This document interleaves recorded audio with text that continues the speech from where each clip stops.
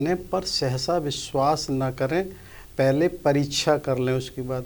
वहाँ पर ही एक सरव होते हैं, सरव ये अपना सुझाव देते हैं कि पहले एक गुप्तचर की व्यवस्था की जाए। तो गुप्तचर जिस तरह से अपना प्रस्तुत करें, अपनी बात को रखें, उसके हिसाब से निर्णय लिया जाए।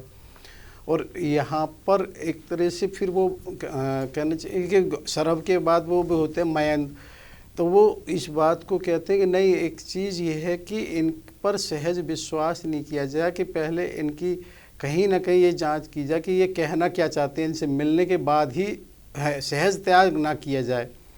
तो ये क्या होता है कि हनुमान जी सबकी बात सुन रहे होते हैं, तो उन्हें बड़ी मृदुल और उस वाणी में कहते हैं, अरे प्रभु आप भी कैसी बात कर रहे हैं कि बताओ कि आपको कौन सुझाव से, हम वानर बुद्धि होके इतनी बुद्धि हम में कैसे हो सकती है कि हम आपको सुझाव दें। आपको तो देवताओं के गुरु बृहस्पति भी समाधान या वो सुझाव नहीं दे सकते हैं। आप तो सभी में, देवताओं में, उसमें सब में, समझ में और उसमें श्रेष्ठ हैं।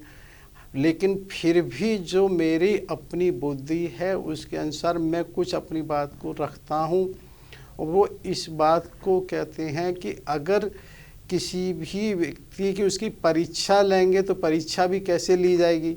अगर हम उस पर मान लो विश्वास की बात आएगी तो विश्वास के लिए क्या करेंगे, विश्वासघात जब ही तो करेगा कि अरे उसे कोई काम करने को दिया जाएगा। और जब काम करने को दिया जाए कैसे दिया जाए, और हम उस पर अगर वो मित्र रूप से भी आया होगा और हम पहले से ही शंका करते हैं तो वो कैसे मित्र अच्छा हो सकता है। क्योंकि ये बात निश्चित, अगर किसी को हम पहले से ही शंका करते हैं, आज भी हम वर्तमान में राष्ट्रों के अध्यक्ष वगैरह आते हैं तो भले ही वो बाद में कोई व्यवहार करें, पर जिस समय वार्ता हो रही होती है उस समय तो कहीं ना कहीं विश्वास करके ही आगे बढ़ा जाता है। और जहाँ तक वो इस बात को कहते हैं कि कोई किसी पर भी कोई विपत्ति जो आती है, कोई देश काल और स्थान देख के थोड़ी आती है। तो ये चीज़ इसलिए महत्वपूर्ण है कि इसको बात महत्वपूर्ण है कि अगर किसी के साथ भी कोई दुर्घटना, कोई ये कह सकता है कि इस समय और इस स्थान पर नहीं हो सकती। तो अगर जब कोई दुर्घटना किसी भी स्थान किसी भी समय हो सकती तो वो प्रभु को और ईश्वर को याद नहीं करेगा तो कब करेगा। तो इसीलिए वो इस बात को भी कहते हैं और एक एक करके सबकी बात को वो खारिज करते हैं कि कहीं ना कहीं कि भी मेरी राय तो ये, इनको अपना लेने में कोई बुराई नहीं है, अपना लेना चाहिए। क्योंकि वो इस बात को भी कहते हैं कि भाई कहीं ना कहीं जो इनका आने का आशय है, भाई ये भी कहीं ना कहीं ये देखिए, हम ये मान के चल रहे हैं कि हमें तो दशग्रीव रावण का भाई एक सहायक के रूप में मिल रहा है, सठ ये लगता नहीं है।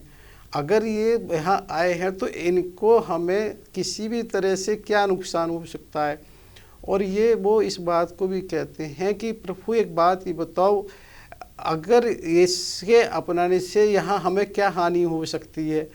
और कहीं भी हम ये मानते हैं कि उन्होंने एक तरह से तर्क भी दिया कि इस युद्ध के पश्चात यदि विजय होगी तो वानरेन सुग्रीव को नहीं राजा बनना है, आपको नहीं बनना, मुझे नहीं बनना, तो हमें क्या नुकसान हो सकता है।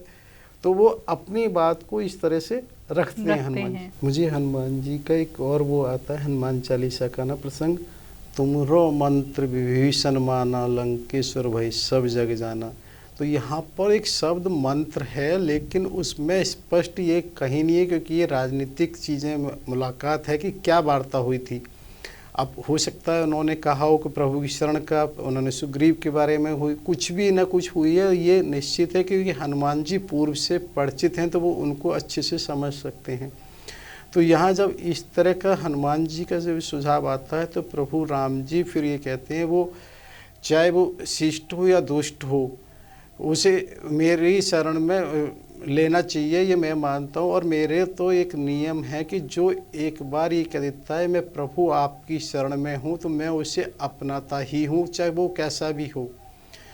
क्योंकि वो निश्चित रूप से कहते हैं, क्योंकि जिसने करोड़ों ब्राह्मणों का भी वध किया, यदि वो मेरी शरण में आता है तो भी मैं उसको निकता। सन्मुख होए मोए जीव जबहि, एक बार वो केवल मेरे सन्मुख हो जाए, मेरी तरफ चलने की सोचना शुरू कर दे तो तुरंत उसके बाद वो एक तरह से मेरा ही शरण में हो जाता है। और मुझे कहीं ना कहीं ये कोई भी चीज़ ऐसी नहीं है, तो शरणागत को त्याग तो किया ही नहीं जा सकता है।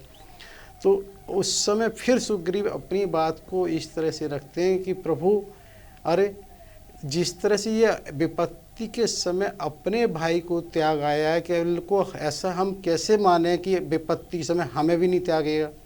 तो यहाँ पर क्या है कि सुग्रीव एक तरह से 3 बार उन्होंने अपनी बात को रखा है। कि पहली बार उन्होंने जब बंदी और उसका कहा, फिर प्रभु कह रहे हैं कि मुझे तो स्वीकार करने योग्य, फिर भी वो इस तरह से कहते हैं।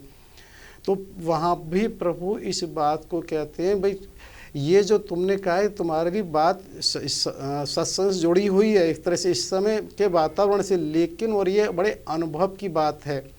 और वहाँ ऐसा आता है कि प्रभु एक तरह से उस समय सुग्रीव से नहीं कहते हैं, लेकिन मन में सोचते हैं, भाई तुम किसके विरुद्ध थे, जब तुम आए थे शरण में तुम भी तो भाई के विरुद्ध थे।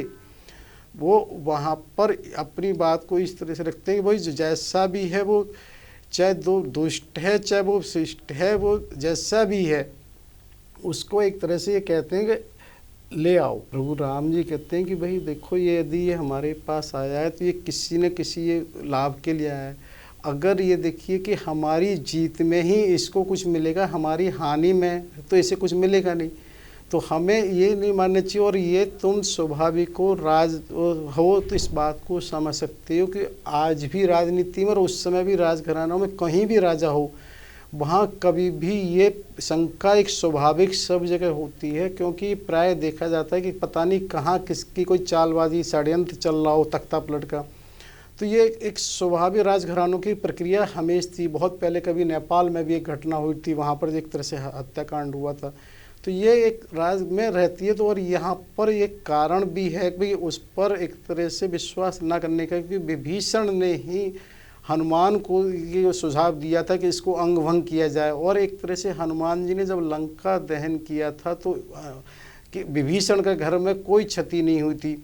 तो उस पर एक तरह से शंका करना स्वाभाविक है राजघरानों के, उसके हिसाब से तुम इस बात को समझ सकते हो।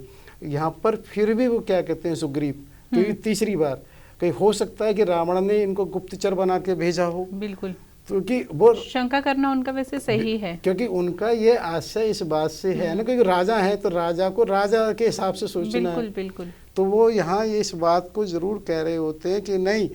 तो प्रभु इस बात को भी कहते हैं, देखिए गुप्तचर है कोई बात नहीं, जैसे भी आया हो, हम ये मानते हैं कि किसी भी तरह से हमारा कोई अहित नहीं है। तुम ये मानते हो कहीं विश्वासघाती वो करेगा तो कहीं भी वो हम पर हमला नहीं कर सकता, हमारी कोई अहित नहीं कर सकता। क्योंकि ये ऐसा एपिसोड 23 में हमने कहा था, जब विश्वामित्र के साथ राम और लक्ष्मण गए थे, उन्होंने बिला एक तरह से विद्याओं को दिया था, उसमें ये अचानक किसी पर हमला नहीं हो सकता। और यहाँ ये भी कहते हैं कि पृथ्वी पर जितने भी राक्षस हैं उनके लिए अनुज केवल एक बाण से प्रहार ही काफ़ी है। और वो एक बार वो करेंगे तो कोई भी पूरे उसमें राक्षस बाकी बचेगा नहीं, केवल अनुज को एक ही बाण का प्रहार।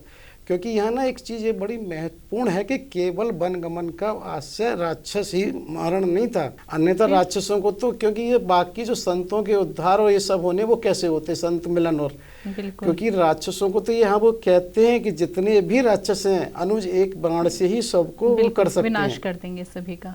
और सर अभी तक तो शंका चल रही है कि विभीषण जी को जो है प्रभु से मिलवाना चाहिए नहीं मिलवाना चाहिए, तो ऐसे में अब मैं आपसे यह जानना चाहूँगी कि कैसे जो है विभीषण जी जो है प्रभु से मिल पाते हैं, लेकिन कार्यक्रम की अगली श्रृंखला में। तब तक के लिए आपने अपना कीमती समय दिया, उसके लिए बहुत बहुत धन्यवाद। आपका भी बहुत बहुत धन्यवाद। सभी श्रोताओं एवं दर्शकों का भी कोटि कोटि आभार तथा होने वाली गलतियों के लिए क्षमा याचना। जय श्री राम।